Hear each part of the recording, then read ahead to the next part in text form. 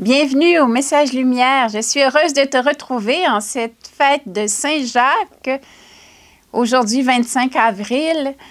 Alors, Saint-Jacques, un apôtre que Jésus a choisi, le frère de Jean, on les appelait les fils du tonnerre. Alors, un homme plein d'ardeur, le premier à avoir donné sa vie pour le Seigneur autour des années 44.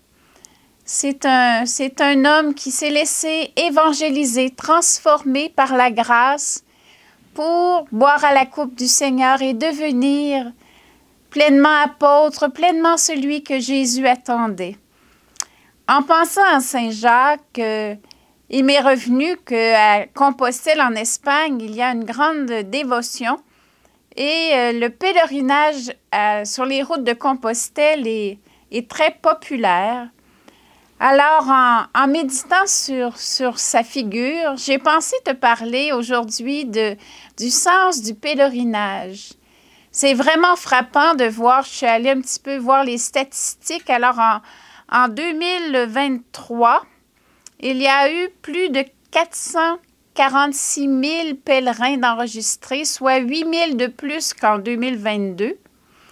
Et en 2024, l'an dernier, plus de 499 000. Et cette année, déjà, on s'attend à dépasser la barre des 500 000 personnes. Donc, il y a un engouement de plus en plus marqué pour les marches longues, les pèlerinages. D'ailleurs, ça m'a frappé mardi, le 15 juillet. Alors, dans le journal Le Devoir, en première page, on disait « Marcher pour faire le plein de vide ».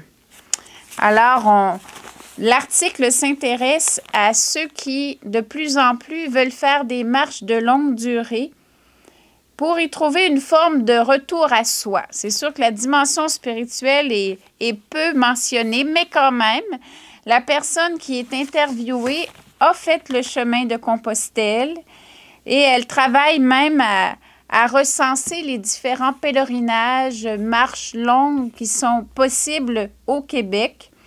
Elle a même écrit un guide avec d'autres personnes, le Québec à pied, 50 itinéraires de rêve.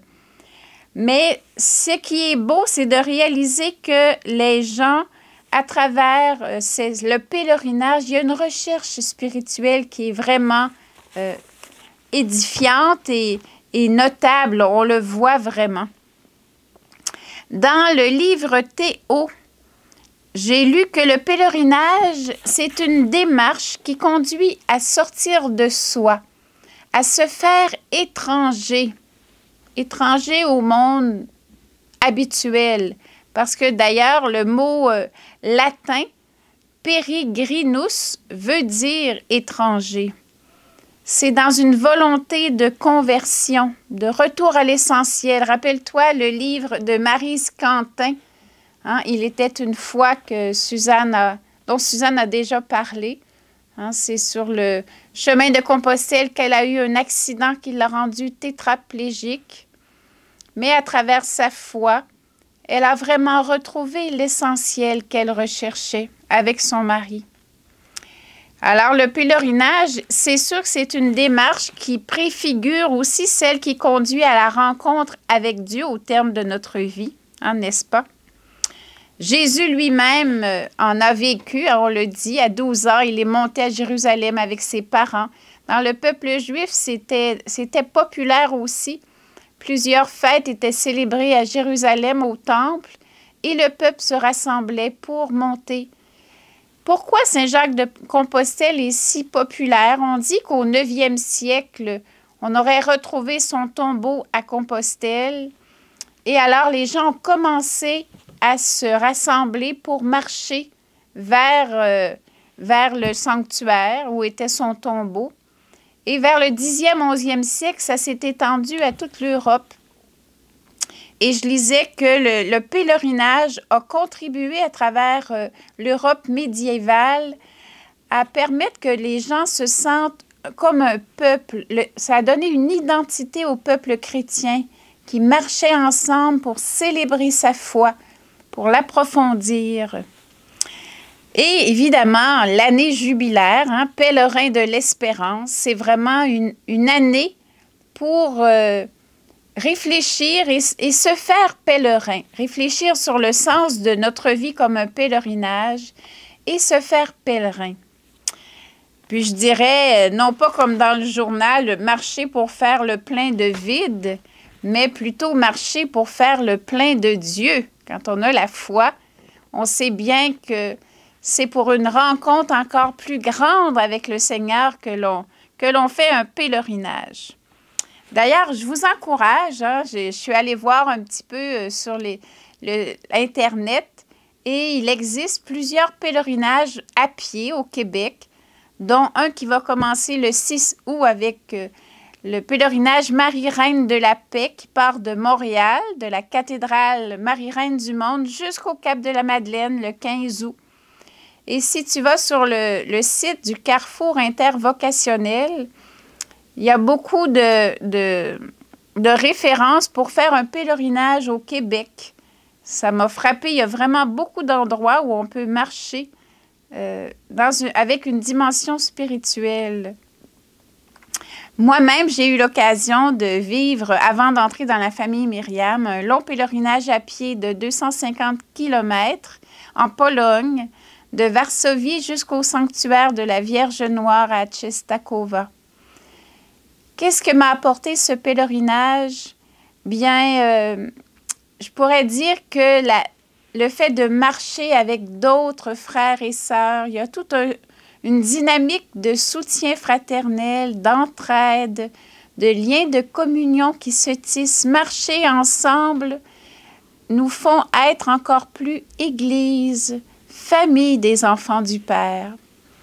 Je dirais aussi que c'est sûr que ça demande des efforts, c'est un dépassement de soi. Alors, ça fortifie quelque chose en soi-même. Puis, ça nous détache, je dirais, de nos habitudes, du quotidien. Ça nous rattache à l'essentiel, comme disait Maryse Quentin. Puis, ce qui m'a motivée beaucoup aussi, c'est le fait d'offrir à chaque jour pour une catégorie de personnes. Je me disais, mes efforts, mes douleurs aux pieds, tout ça prend un sens en l'offrant pour des personnes dans le monde. Puis, je ne connaissais pas encore toute la mission de suppléance, mais le Seigneur a permis que cela donne un sens à ma marche. Et en arrivant au but, il y a vraiment une joie de la rencontre. Moi, c'est un sanctuaire à la Vierge, mais je suis sûre que les gens qui marchent vers Saint-Jacques-de-Compostelle ont aussi cette joie. Je dirais que c'est un avant-goût du ciel. On arrive au terme, on a fait des efforts, mais on goûte une plénitude.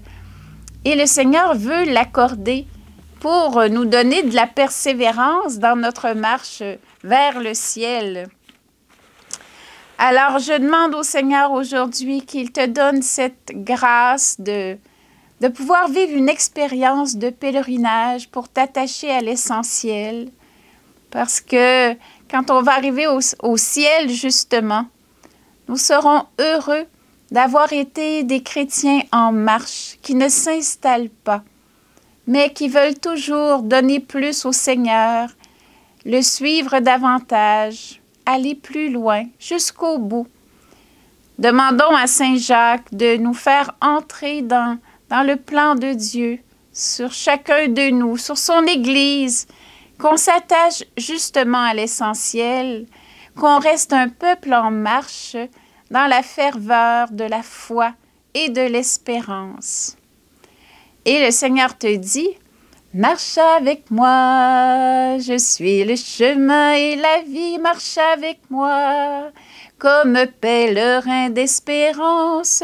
Si tu veux relever le défi, marche avec moi et tu verras. » Bonne journée et à bientôt. Jésus.